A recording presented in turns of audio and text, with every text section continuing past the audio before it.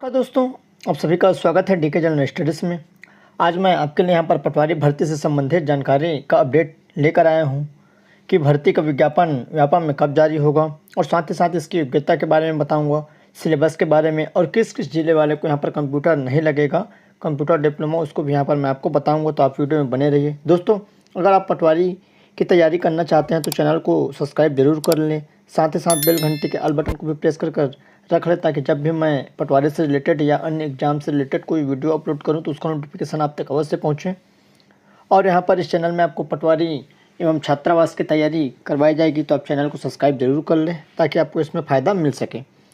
तो आइए यहाँ पर देखते हैं दोस्तों, व्यापम में यहाँ पर कुल 301 पदों पर पटवारी की वैकेंसी चल रही आने वाली है। तो आइए देखते हैं कि इसका पूरा प्रोसेस क्या होने वाला है। तो सबसे पहले यहाँ पर जो इसकी योग्यता है, प्रमुख बातें उस पर यहाँ पर चर्चा कर लेते हैं कि पटवारी की योग्यता क्या होगी, जो यहाँ पर ऑथेंटिक योग्यता मैं लेकर आया हूँ। तो दोस्तों यहाँ पर मैं बता दूँ, सबसे पहले आपको 12वीं पास होना अनिवार्य होगा कोई भी सब्जेक्ट में, चाहे आर्ट्स वाले हो, कॉमर्स वाले हो, साइंस वाले हो, मैथ्स वाले हो या अन्य सब्जेक्ट वाले हो। अगर आप 12वीं पास हैं, उसके साथ यहाँ पर शासकीय या अर्धशासकीय किसी मान्यता प्राप्त संस्था से कंप्यूटर योग्यता आपके पास होनी चाहिए। कंप्यूटर योग्यता में आपके पास क्या योग्यता होनी चाहिए कि 1 वर्षीय आपके पास कंप्यूटर डिप्लोमा प्रमाण पत्र होना चाहिए, ये यहाँ पर कंपलसरी है। तो आपके पास 12वीं उत्तीर्ण, साथ ही साथ कंप्यूटर DCA या PGDCA दोनों में से अगर कोई एक है आपके पास तो आप इसके लिए यहाँ पर एलिजिबल हैं, योग्य हैं, इसमें फॉर्म डाल सकते हैं। और यहाँ पर एक प्रमुख बातें हैं कि इसमें से बहुत सारे ऐसे ज़िले वाले हैं जो कि आदिवासी ज़िले वाले या आदिवासी विकास खंड, उसको यहाँ पर कंप्यूटर 1 साल तक नहीं लगेगा। आपका सिलेक्शन होने के बाद आपको 1 साल का मौका दिया जाएगा, तो वो भी इसमें फॉर्म डाल सकते हैं। तो किस किस ज़िले हैं उसको मैं नीचे आपको बताऊँगा, तो आप वीडियो में बने रहिए।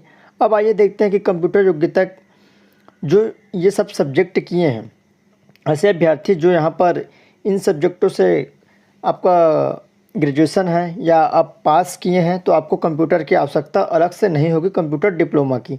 तो आइए मैं आपको बता दूं, अगर मान्यता प्राप्त ITI से आपने अगर कंप्यूटर ऑपरेटिंग या कंप्यूटर ऑपरेटर प्रोग्राम असिस्टेंट व्यवसाय में 1 वर्ष से अगर डिप्लोमा या सर्टिफिकेट है तो आपको अलग से कंप्यूटर की आवश्यकता नहीं होगी। दूसरा है मान्यता प्राप्त बोर्ड ऑफ टेक्निकल एजुकेशन राज्य तकनीकी विश्वविद्यालय द्वारा प्रदान किया गया कंप्यूटर साइंस, जो भी कंप्यूटर साइंस के अभ्यर्थी हैं, IT इंफॉर्मेशन टेक्नोलॉजी या मॉडर्न ऑफिस मैनेजमेंट का डिप्लोमा 2 वर्ष, कम से कम 2 वर्ष होना चाहिए। अगर 2 वर्ष से आप अधिक किए हैं तो आप इसमें फॉर्म डाल सकते हैं, आप उसके लिए एलिजिबल हैं। उसके बाद है वैधानिक रूप से गठित किसी मान्यता प्राप्त विश्वविद्यालय, डेम्स यूनिवर्सिटी, इंदिरा गांधी मुक्त विश्वविद्यालय, भोज विश्वविद्यालय द्वारा प्रदत्त computer science information technology computer application में, यहाँ पर BCA और आपका इंफॉर्मेशन टेक्नोलॉजी है, कंप्यूटर साइंस है में अगर PG डिप्लोमा अथवा स्नातक या स्नातकोत्तर की उपाधि अगर आपके पास है तो आप इसमें फॉर्म डाल सकते हैं। पटवारी में आपको अलग से कंप्यूटर डिप्लोमा की आवश्यकता नहीं होगी। तो इस चीज़ को आप समझ लीजिए। यहाँ पर कंप्यूटर साइंस भी बोला है तो कंप्यूटर साइंस वाले इसको ध्यान रखिए। उसके बाद यहाँ पर नीचे दिया है जो कि DSN दिल्ली द्वारा प्रदत्त डिप्लोमा है, परंतु अधिसूचित क्षेत्र में सफल स्थानीय अभ्यर्थी। अब यहाँ पर जो मुख्य बातें हैं, जो IMP बातें यहाँ पर मैं बता दूँ, यहाँ पर दिया है परंतु अधिसूचित क्षेत्र के सफल स्थानीय निवासी अभ्यर्थी जो पटवारी पद पर प्रशिक्षण हेतु चयनित होंगे, उन्हें उक्त कंप्यूटर संबंधी प्रमाण पत्र प्रस्तुत करने हेतु 1 वर्ष की छूट की पात्रता होगी। मतलब जितने भी छत्तीसगढ़ में अधिसूचित जिले हैं, अनुसूचित जिले हैं या अनुसूचित ब्लॉक बोल सकते हैं, उन सभी को 1 वर्ष की छूट दी जाएगी आपके प्रशिक्षण के लिए। तो आपको 1 वर्ष के आपके पास समय रहेगा, आप कंप्यूटर कर सकते हैं। तो मैं आपको बताऊंगा कि कौन कौन से यहाँ पर क्षेत्र वाले हैं जो कि अधिसूचित में आते हैं। तो यहाँ पर पटवारी का वेतन है जो कि 5200 से 20,200 ग्रेड पे स्केल में रहेगा और ग्रेड पे 2200, लगभग समथिंग 27-28 हज़ार के आसपास आपका पेमेंट रहेगा। तो अच्छा खासा पेमेंट है, रेगुलर भर्ती है। और सबसे प्रमुख बात है जो कि इसमें बहुत अच्छा है कि यहाँ पर 1/1/2016 दिया है और ये पुराना वैकेंसी है। तो यहाँ पर मैं आपको बता दूँ, आपका 1/1/2022 की स्थिति में यहाँ पर कम से कम 18 वर्ष। इसमें एक चीज़ अच्छा है कि जो 18 वर्ष के हैं, जो 12वीं पास हैं, जिसके पास कंप्यूटर डिप्लोमा है, वह इसमें फॉर्म डाल सकते हैं और अधिकतम आयु 40 वर्ष। तो 40 वर्ष सभी में है। और यहाँ पर जो ST SC OBC को छूट मिलती है वह छूट मिलाकर यहाँ पर 45 वर्ष आपका अधिकतम रहेगा। और यहाँ पर आपका जाति, निवास, आमदनी सभी चीज़ लगती है। आपका रोजगार कल्याण में पंजीयन होना चाहिए। ये सब जो प्राथमिक बातें हैं वह सब इसमें रहती है। उसके बाद आइए नीचे जो प्रमुख बातें हैं। परीक्षा पद्धति आप सभी को मालूम हुआ, 150 प्रश्न पटवारी के पूछे जाते हैं। मूल्यांकन आपका 1/4 रहेगा, 3 घंटे का समय रहेगा। चयन आपका मेरिट बेस से होता है। और यहाँ पर दोस्तों अगर आप छात्र और शिक्षक का न्यू अपडेट वाला वीडियो नहीं देखे हैं तो नीचे आपको लिंक मिल जाएगा, जाकर जरूर देखिए। और उसका ओल्ड पेपर का भी वीडियो आपको नीचे मिल जाएगा, जो छात्र और शिक्षक का है तो उसको भी जाकर आप जरूर देखें। साथ ही साथ पटवारी का भी ओल्ड पेपर और पटवारी के लिए कौन सा बुक आपको पढ़ना है जिसमें आपका सिलेक्शन हो सके तो उसका भी लिंक आपको नीचे मिल जाएगा, जाकर जरूर देखिए। अब आइए मैं जो अधिसूचित क्षेत्र है उसके बारे में बता दूं।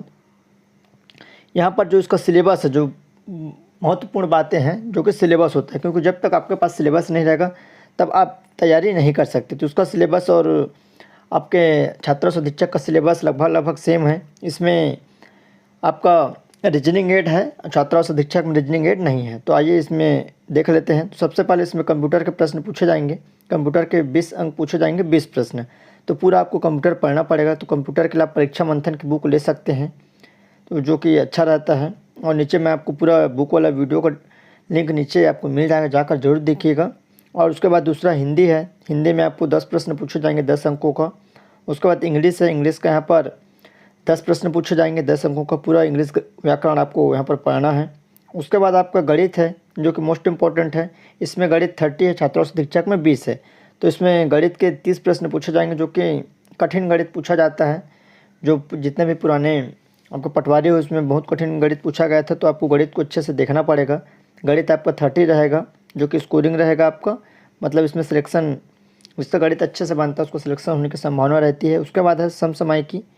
उसके बाद सामान्य मानसिक योग्यता है, जो कि 15 प्रश्न, मतलब आपका रीजनिंग का यहाँ पर प्रश्न रहेगा तो 15 प्रश्न, और आपके गणित के 30 प्रश्न, मतलब आप गणित मानकर चलिए 45 प्रश्न, यह आपका मुख्य है।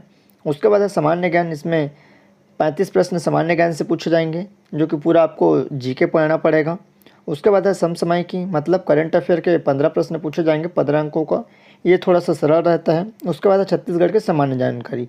अधिकांश एग्जाम में छत्तीसगढ़ कंपलसरी पूछा जाता है, तो आपको यहाँ पर छत्तीसगढ़ 15 प्रश्न पूछे जाएंगे। तो इस तरह टोटल 150 प्रश्न पूछे जाएंगे, जो कि बहुत ही महत्वपूर्ण रहेगा। और इसमें आपका जो सिलेक्शन है, सिलेक्शन लेने के लिए अगर जिला वाइज रहेगा तो आपको 100 के आसपास बनाना पड़ेगा, तो आपका सिलेक्शन हो जाएगा। और अगर स्टेट वाइज रहेगा, ये तो भी क्लियर नहीं है कि जिला वाइज भर्ती होगी कि स्टेट वाइज, क्योंकि यह व्यापम में गया हुआ है। उसके बाद ही जो नोटिफिकेशन के बाद ही समझ आ पाएगा। तो आपको 100 के आसपास जो OBC जर्नल है उस 100 तक उसका यहाँ पर सिलेक्शन होने की संभावना है।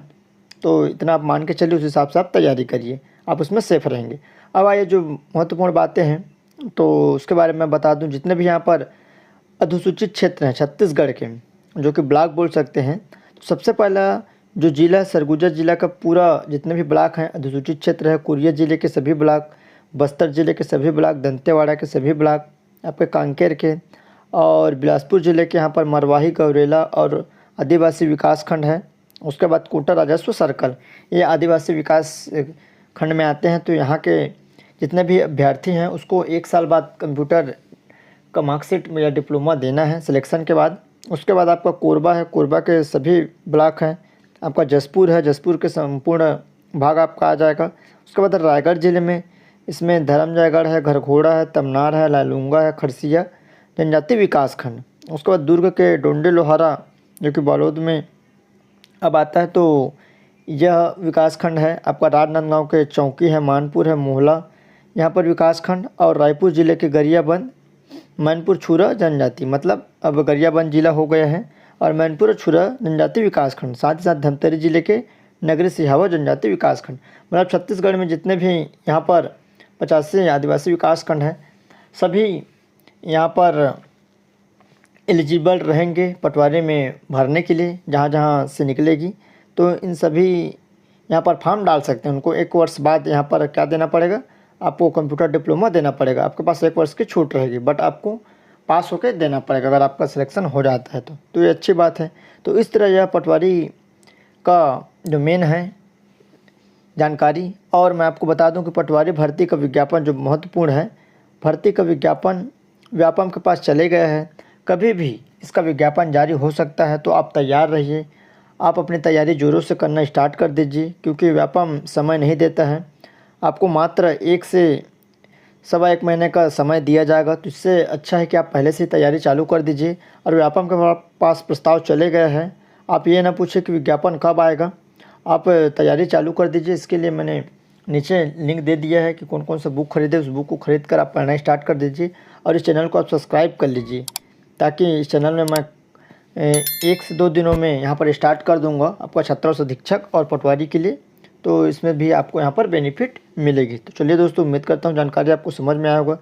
तो ऐसे ही वीडियो को लाइक ज़रूर करें और अपने दोस्तों के साथ शेयर भी ज़रूर करें। जो भी डाउट्स होगा कमेंट करिए, उसका रिप्लाई दिया जाएगा। तो चलिए दोस्तों।